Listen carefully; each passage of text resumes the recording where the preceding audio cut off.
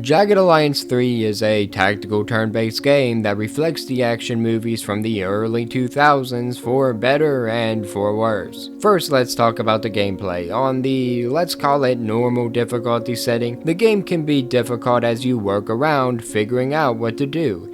The first thing you do when you accept all your settings is get brought to a screen where you hire your mercenaries. This will be your squad, your expendables, a Team Fortress team, all of your making, with the caveat being that you don't actually get to create them. You only just choose them. Each character has personality traits, tropes, and cliches that have been a staple of action movies for years, which you can probably take a guess at based on the design of most, although there are a couple that's a huge surprise once they start speaking, but we'll talk about that in a bit. You start with a limited amount of funds. Since money doesn't buy loyalty, you have to be strategic with how you manage it. On my first run, I didn't do that. Screwed around too long in the first area trying to play it safe, and ended up going bankrupt. Don't be me. Learn from what XCOM has taught you. You can be a stealthy commando, a hidden sniper, or go in guns blazing, but one thing's for sure, don't let up. The more wounds your characters take, the more often they'll have to heal, and given that some wounds only heal over time, whether it's at the SAT screen or in a doctor's office, the contracts still run and the timer never stops. Be strategic with how you use your troops, and don't be afraid to let some of them soak bullets. The greatest heroes took a few wounds along the way, but remember, not everyone can be a main character. That healing I brought up via doctors is only one of the few operations in the SAT menu that take up time, and you have to plan around all those accordingly. You can also train your mercenary stats by having another merc with a higher stat do the training, train a militia based upon the leadership stat that will protect areas when assigned, repair and modify weapons, checked with the mechanical stat, scout the area for more info regarding it that can give you tactical advantages, with many costing a high price, of course. The more mercs you assign to these operations, the faster they'll go, so time really is money. Once we exit the SAT menu, we get to explore the area we're currently in on the map, whether we're finding herbs to turn into meds or finding turds to pop off some heads. This is where the bulk of the fun comes in at. As you grow your squad, you grow with them, planning your strategy around their strengths, using each character to cover the other's weaknesses. Each character has a certain class that specializes in one stat, besides the all-rounders, obviously. That being said, each character will grow in stat points based on how you use them and what weapons they use. You can turn anyone into a sniper, a run-and-gun specialist, even a sneaky, stealth-based operative. That amount of flexibility helps the team feel like your own, and makes every combat encounter different entirely based on you. Setting up the perfect Overwatch to ambush your enemies, or sniping a large number before they become aware, is extremely satisfying, especially when a plan really does come together. Enemies are hidden until the squad can see them. Weather affects the senses, with the major ones being visibility and hearing. You have to balance being overheated in the desert, exhausted due to combat, wounded beyond what a field medic can handle, with the greater good of the surrounding settlements, the cost of living, and the time that's rushing you from area to area to all keep in mind. Thankfully though, there aren't many timed missions, which was my least favorite part of XCOM 2. And the ones that do exist mostly pop up based on negative situations that you put yourself in. The enemy AI is a mixed bag regardless of the encounter though. Sometimes they can be extremely smart, trying to flank you and staying behind some semblance of cover. Other times they stand next to an exploding car, waiting for it to go boom. The biggest issue for me though is the hit chance. Sure, there isn't a 99% chance to hit, oops I missed it moment, but there are moments where you can be practically making out with someone and still miss your shot. It's especially frustrating when it happens with a character that has a high marksman stat. Like, dude, your stat's 95, this is literally what you're here for, but sure, miss a point blank shot 3 times in a row, why not?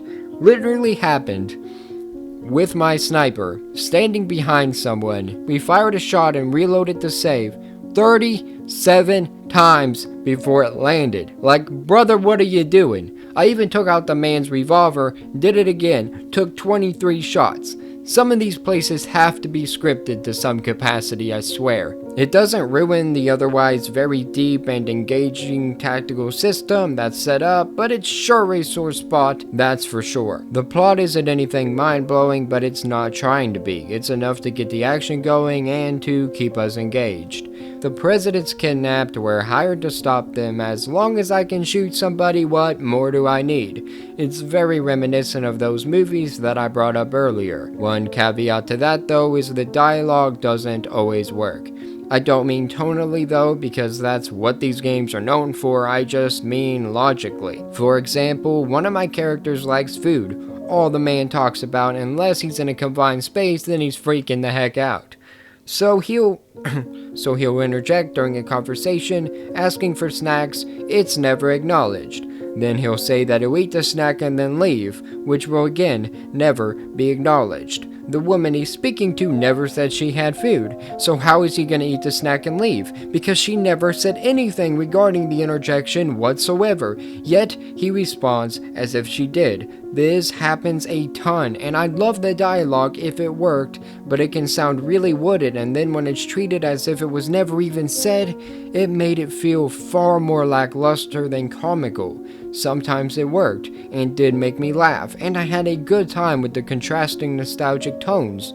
The bad just stuck its head out too far that I have to mention it as a negative.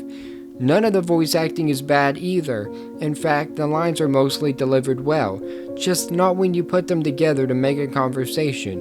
It's a 50-50 gamble every time someone opens their mouth. Here, have a listen. We have a good base of operations. Additionally, the locals may be appreciative and give useful intel. Led by a man calling himself the Major. It is the largest paramilitary group in the region. The personalities are super over-exaggerated, and I love 90% of them on their own. From an old woman that can't say a word without it sounding like she's trying to fight, to Fox turning everything into an innuendo, to even one of the grizzled old leaders sounding like he's coaching a football team, they all have been really charming in their own right, and I really have enjoyed my time with them. The music and sound effects accompanying them sounds good as well, ranging from booming orchestra to a calm and tranquilic sound. Each track has done a terrific job matching the tone of the different scenarios and reflecting the locations that the game takes place in. From towns to mines, from deserts to beaches, every place is absolutely beautiful and no two places feel exactly the same. And nothing can match how I feel about this game. If you're a fan of this genre, I definitely recommend you going out and getting this one.